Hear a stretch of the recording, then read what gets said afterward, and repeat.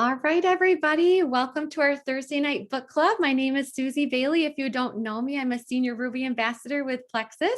And I'm just really grateful that I can be here helping to host tonight's book club. So we are still in Get Over Your Darn Self. And this book is fantastic. This is my second time through. So grateful to be going through it again because I'm picking up entirely new things than I did the first time around, just being in a different season of my business. And so we are going to be going over chapters 3 and 4 tonight. And I really love these chapters. They were packed full of a lot of great tips. No matter where you are in your business, it's definitely, I think, going to be very instrumental for any of us. So I think we're just going to go ahead and dive right in.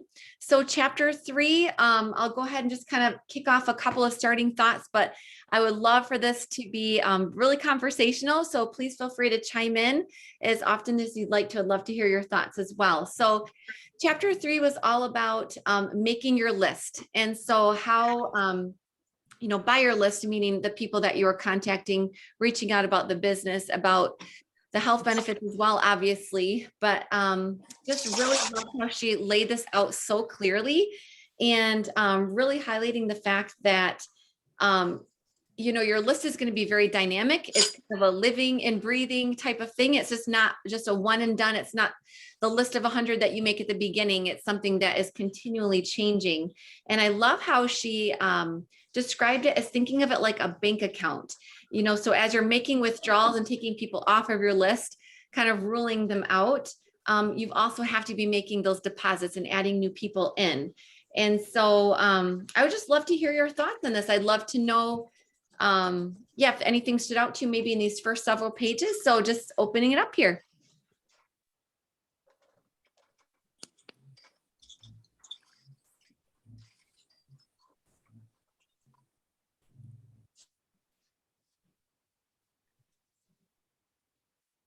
I could certainly attest to the importance of adding to your lists every day. I had a point in my business probably a year or two ago that I totally ran out of people. Like I went to Doe to do my work and there was nobody left. And I totally freaked out. They're low today too, but oh my gosh, like I need to be adding people. So it was a really hard lesson learned.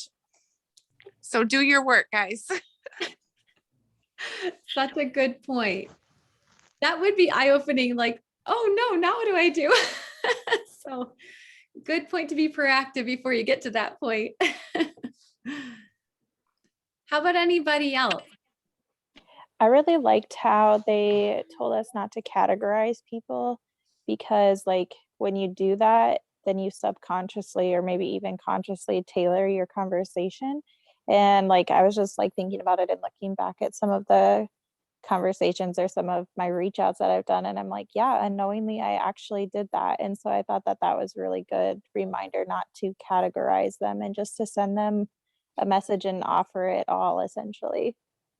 Yeah, I totally agree with you on that. I was definitely guilty of that, especially at the beginning of just, trying to categorize them. This person I think would be interested in the products and this person probably would be interested in the business, but you're so right. It definitely colors, the words that you use with people.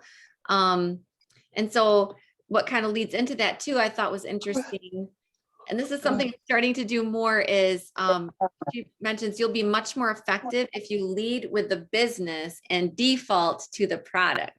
I would love to hear what you all have to say about that. Is that comfortable for you, uncomfortable for you? What are your thoughts on that?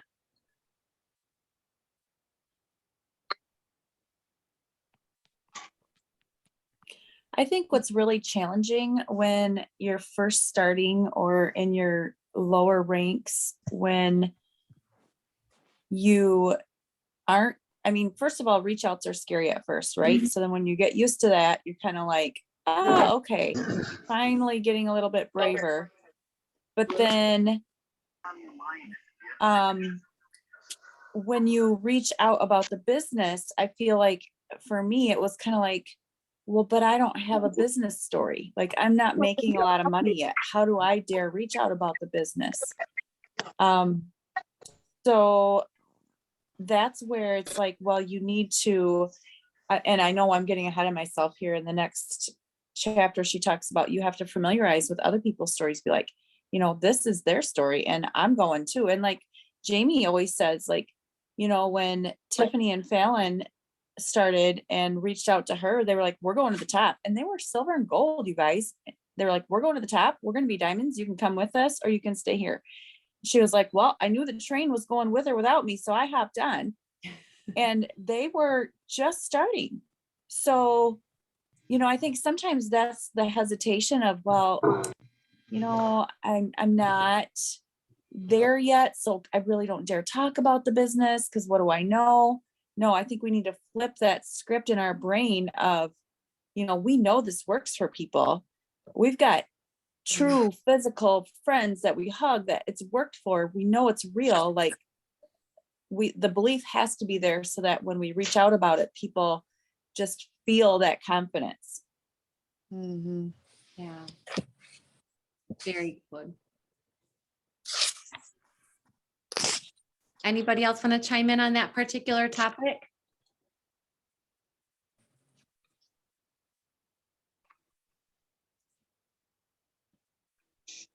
We also, we kind of talked about this in our Zoom just about a half an hour ago.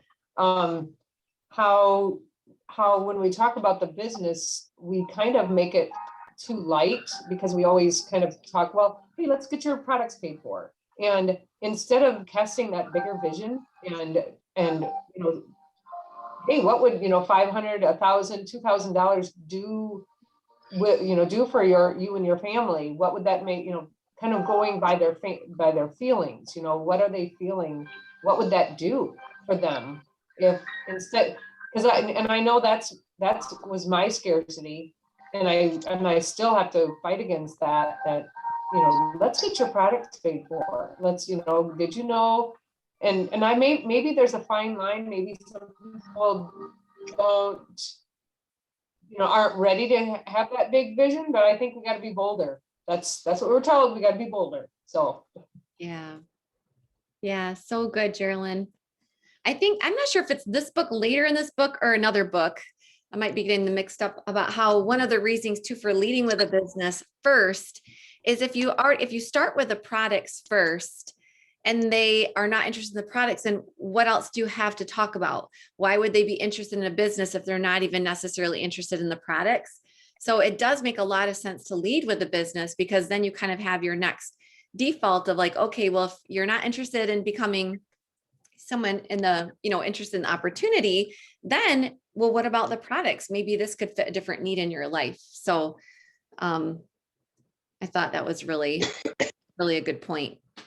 I love how she talks about, obviously coming up with your 30 dream teamers, and of course your dirt list, like the people would actually buy dirt from you. I thought that was great. And literally, what we have to offer too is, just like hers is a skincare business, literally write down everyone knows skin. Well, everyone we know has a gut. So there is absolutely nobody that is not worth talking to at some point about Plexus. So I love that. Anything else, in this next section at all, until we kind of get toward the tail end of it, talk about the chicken list and that type of thing. Does anyone else want to jump in?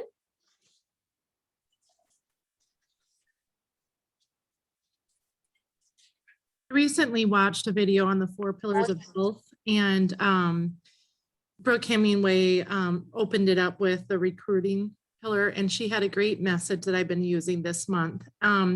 So for me, sometimes my original, like very first friends, I haven't reached out to them for 3-4 years sometimes, or even 2 years.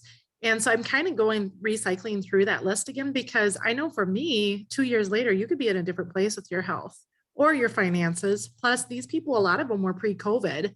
So I think people view their jobs or their relationship back instead of coming out of nowhere, but they view that a lot different right now. So they're going to be in a different place. And so I just have the mindset of same thing from the beginning of COVID for me, since my business started really rebuilding back, was I have something to offer here. People are looking for help with their health and their finances, and we have an opportunity for both. And so that's really my focus. And I can, when we have this recording in the chat, I can put the message that Brooke Hemingway spoke of. And I just basically wrote out, I made it my own. I can probably do her version and my version because I did personalize it to, you know, some people are just really looking at trouble with what's going on in their workplace, or they're just unhappy, or the culture is unsettled. And, you know, look at the culture we have and how many of us say we just really love what we have to offer here. And people don't know it until they're going to, you know, say yes to the products and get in on this first call to really see it. But we have to walk them through that whole process if they're somewhat open to it. So Yeah. So good, Kay. Good points there. I think there might have been a couple people asking if you could post that message in the comments, or yeah, somehow that would be great. I think I'll put it in the comment of the video because then you can copy and paste it better than in here. Good idea. All right. Thanks, Kay. Appreciate it. Anyone else want to chime in about, she kind of starts moving through then, you know, different ways to manage your master list. The fact that it's, again, it's a completely dynamic thing. It should be added to every single day. Anything from there that you want to chime in about as far as whether how you manage your own list, or how you grow your list, you know, different ideas for how you personally grow your list, anything that you'd like to contribute with that?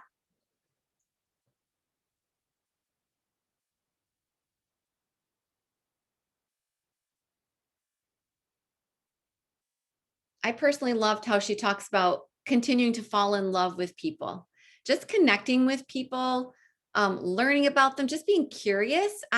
This word curious, it keeps coming up for me in all different areas of my life, but I think curiosity is such a good thing. And for me, it takes away the scary aspect of like, oh my word, what am I supposed to say to this new person? But just having that curious nature of learning more about them and what makes people tick, and taking advantage of, you know, those opportunities for social outings, even if it might feel uncomfortable, but you know, those are all opportunities to expand your network, and then in doing so, hopefully eventually make a huge difference in somebody's life. So does anyone want to chime in on that section at all, of anything that stood out to them?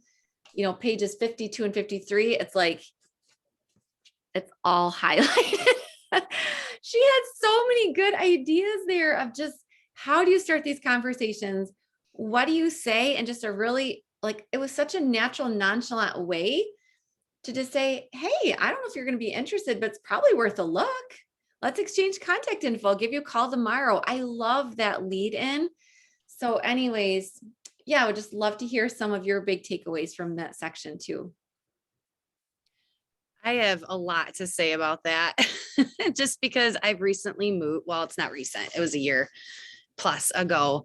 But if you don't get out of your house, you are going to have a hard time meeting people and talking to people. And it's scary, you guys. I was very scared to go to a different church and try different things. But if you don't go to church, I highly, highly encourage you to go to church. If you're not in a Bible study, I highly encourage you to join a Bible study.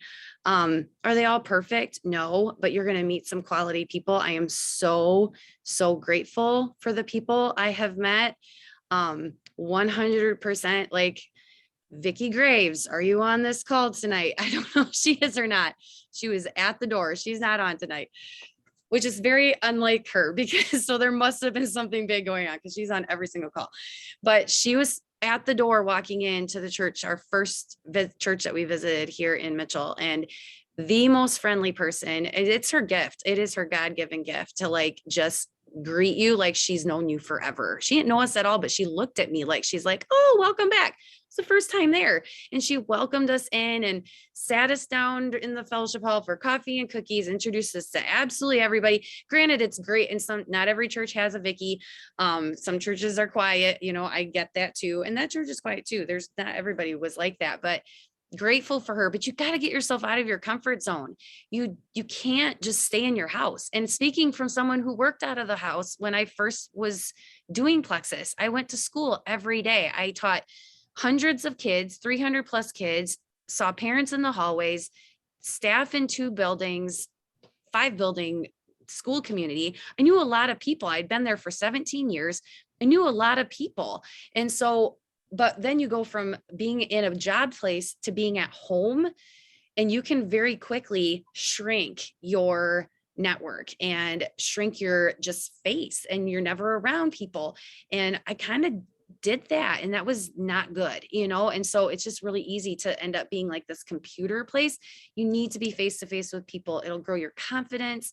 Like, I love that she said, go to a coffee shop and work, you know, like I found a cute coffee shop in town that I like to go to. And the owner is really very outgoing. And there's people in there all the time working, you know, so it's so important to get out. But I'm going to seriously say, go to church, you guys. Join a Bible study. Maybe you're not as outgoing as me, but I will tell you, I was very scared to do that stuff. I really was, because you just never know. The gym, Kay, yes, the gym. I just recently joined the first gym I've ever joined. It was very scary for me. I don't like working out with lots of people. I'm very comfortable working out on my home, in my own basement. And I know I'm talking about myself a lot here too, you guys. And a lot of you know me as pretty outgoing and talkative, but I definitely have some things that I like to keep myself in these safe environments. But it's, you know, like doing those scary things, you will never regret how that grows you. And then the people that you get to know, because seriously, after our gym hour is done, if I don't have a Plexus call afterwards, because I've got a lot of coaching calls that happen fairly quickly after that, we will sit and chat.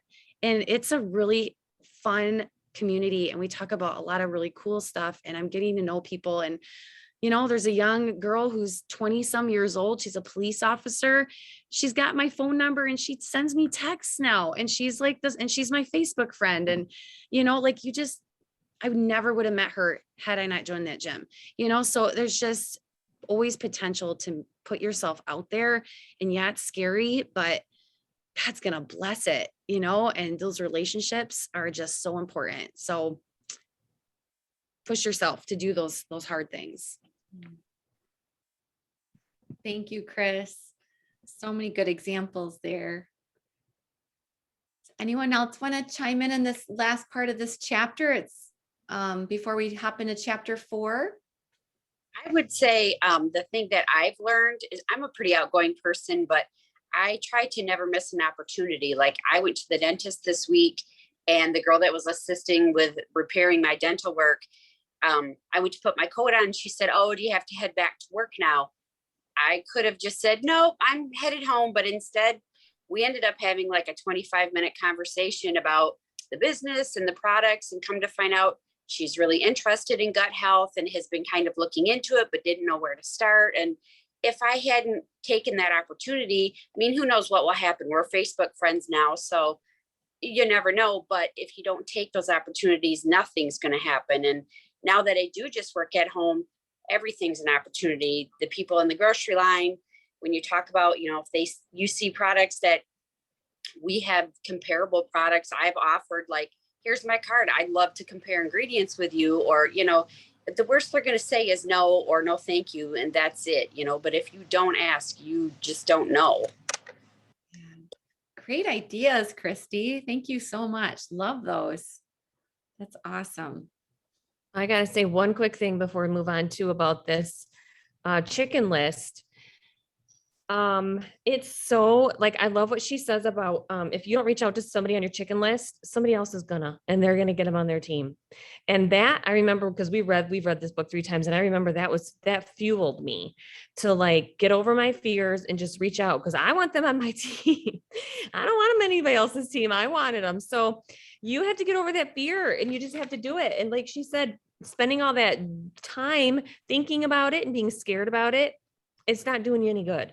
It's wasting time. And she said it could cost you millions and keep you from living the life you really want, just because you're afraid to talk to somebody about it. So those chicken listers, they are on your list for a reason. And that's the exact reason what she said, that why you want them on your team is because they're a chicken lister. That means they're going to be really good at this. So that's really important. Yeah, that was so good. That definitely struck me again too, Sal. Like, all right, let's all make our chicken list. You have to reach out to at least one chicken lister person tomorrow. At least one. All right. Should we move into chapter 4? I really love this chapter as well. What's your story? Just talking about helping you come up with your own short story, keeping it short, brief, and so that you can continue to keep the conversation largely focused on the other person. But I do think this is really, really key, because she talks about how facts tell, but stories sell. And I mean, we see that over and over again in our business with the different types of testimonies that we're able to share, whether it's the opportunity or the health side. But I think it is just a really wise move to just take some intentional time to sit down, think about those elements of a story, and really piece that together for yourself. And then just think about how confident you're going to feel, moving forward into conversations with people. So I definitely know this is going to be part of my homework this week, is just really honing in on those elements. So what do you guys all have to say about this? And did anything jump out at you? I really like how they talked about the emotional connection, because obviously, when you come from the heart and talk about your story, then more people are willing to listen. They're willing to open their ears more. They're willing to, try new things because they trust you with that. You plant that seed with them. So I think the emotional part is really important too, that she mentioned that. Yeah, for sure. And how she tied in that authenticity to it, I think is kind of what you were saying as well. I think that's just, people know, they can read, a copy paste type of thing, and in authenticity, they can spot that a mile away. So just being yourself, I think, rather than overthinking it. I just loved how she talked about just being truthful in your story. It's easy to want to inflate different things, so that you come off a different way. But I think truly just being true to yourself and true to your own story is so, so important. I also thought it was good how she designated that your why is not your story. Like, those are two different things. It's a part of your story, but it's not your story. And I've definitely gotten caught up into that, for sure. So I could definitely relate to that. But anyone else want to say anything about this particular topic? Feel free to jump into any part of the chapter that really struck you. I feel like confidence in talking about the opportunity and the business, I know for me, that's been a struggle in the past. And it didn't really matter where I was at business-wise. It was just, I had the belief, but having that confidence in portraying that to people, like second nature, has not been there. And this was a good gut check, because I feel like, when you put together this little blurb about, what it's doing for you or what it's going to do for you, and you have that down pat and you've got that memorized, and that can roll off your tongue, like, hey, how are you? That's going to build your belief and confidence. And it's affirming everything that to be true, but maybe your confidence hasn't caught up yet, right? These things to be true, where you're headed, where you want your business to go, regardless of where you're at right now. And so that's going to just fuel you. And it's just going to become second nature to talk about it when you memorize something like this. And I know that other times I've gone through this book, I looked at that and I'm like, okay, I need to put my statement together. And I remember I did it the last time, but I didn't memorize it and I didn't practice using it. And so that's the homework this time. It's redo it and then put it to work. We talked about this on our call earlier tonight with Ruby call and stuff too. It's you have to be bold about this opportunity and what we have. People need the health portion, but they need the financial portion more. It's just a fact. Whether they say it out loud, most people need the financial portion more than they need the health portion. And so just remember getting over ourselves and being so just certain of what we can do for them and the gift that we have to offer, and just being able to, no matter who it is, somebody in the grocery store line, just start talking about it. Like, that's where I want to be. That's so good, Shelley. I love how you, like with how you're describing the use of this out, it almost does become a personal affirmation. Like you said, it's as you're speaking it over and over again, that is what's building your belief and just cementing that into your mindset versus, the fearful side of it or whatever. So when you know where you're going and why you're going there and what it can do for you and what it can do for other people, like that's powerful. So I love that you highlighted that. Did you guys love that section on page 59? Here's what you should leave out. Things that are essential to your story. I mean, that's kind of a given, but I love that second part, suggesting behavior you don't want them to do. Have any of you ever done that before? I'm like, a couple of things I'm like, yep, done that. Yep, done that. And not even realizing it of how, what that's communicating to the other person. But, oh, that was so good. So I would love to hear if anyone, if that struck anyone else too, or am I alone in that?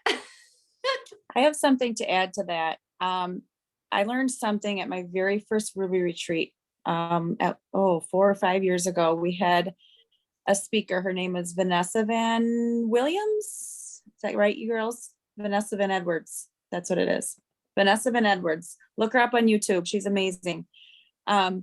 She said she does the science of studying people. Like literally, that's what she does. She has a whole company built on studying people. She said we should never say, like, I was skeptical at first. Never use words that you want other people not to be. So you don't want them to be skeptical, so you should not use that word.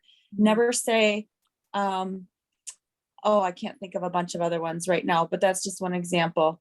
So even though that might be true, like figure out a different word to say. Don't ever plant that word in their mind. And so, yeah, right, Shelley, like try it. They're just going to try it. Don't ever say, hey, let's try it. Right. So like really be analyzing our words and thinking about that, because it might be the truth and that's okay. But see if you can replace it with something else that doesn't create. It's basically a negative part of your brain versus the positive part of your brain. And you want them, obviously, right, to be using the whole positive part of their brain.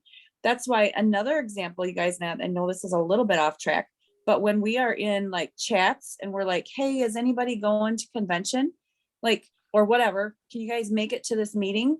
The people that can't go should not say, no, sorry, can't make it. Because guess what? It's so much easier for person number 1, number 2, number 3, and number 4 to say, oh yeah, I can't make it either. Oh, I can't either.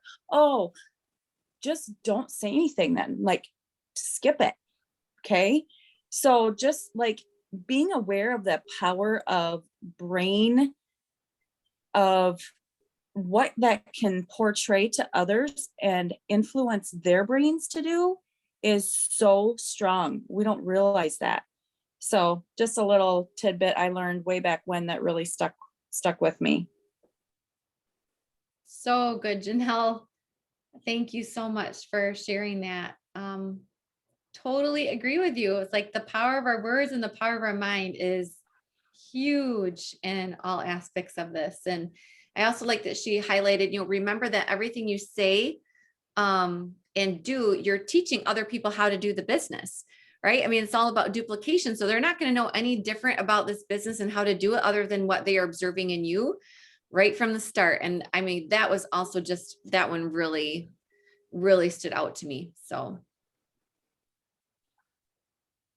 anybody else want to chime in here? I know we're getting toward the end of our time, but if you have anything else that really stuck out to, I'd love to hear it.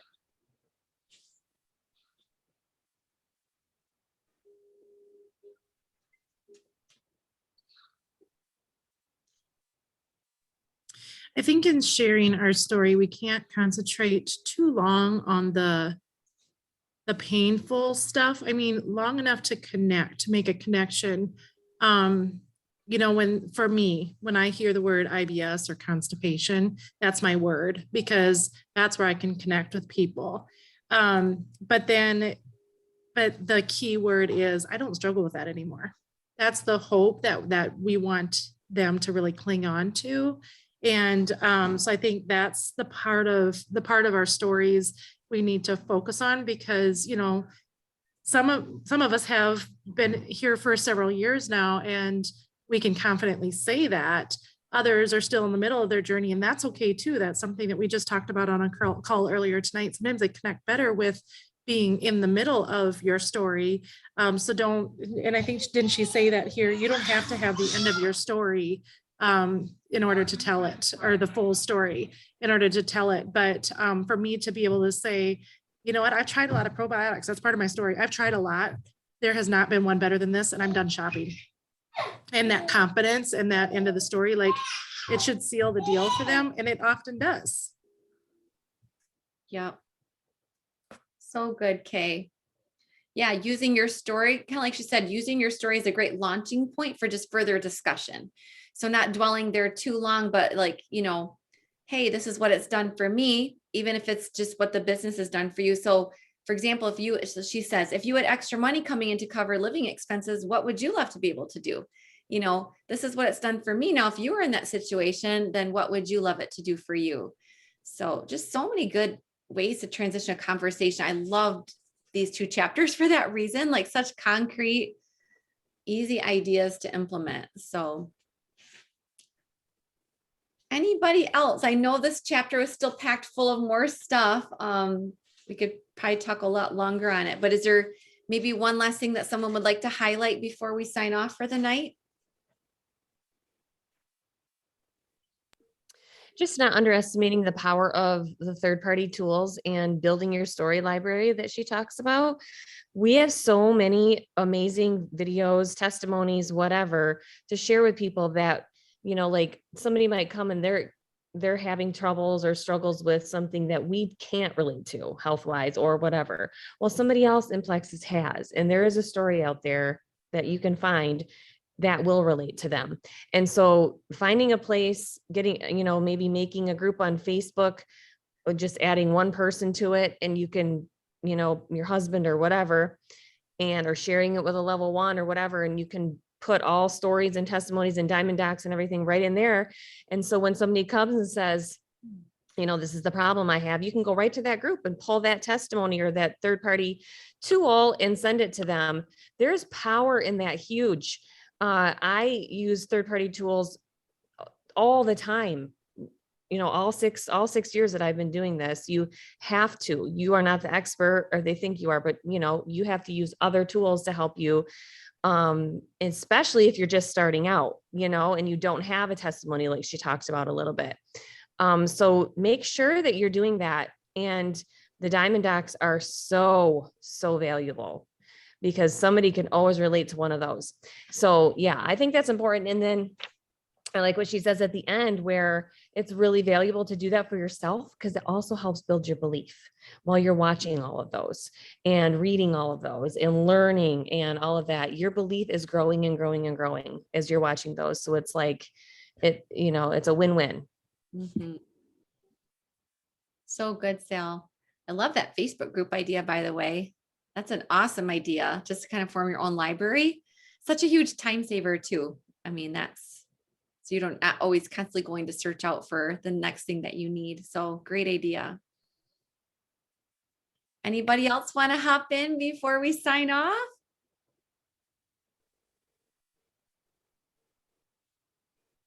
No? All right, everyone. Well, thank you for the awesome discussion. It was great. Appreciate your time. And come up with your application steps for what you're going to take out of each chapter. I encourage you to take at least one step from each chapter and put it into practice this week. Okay. So we'll see you next Thursday. Have a good evening.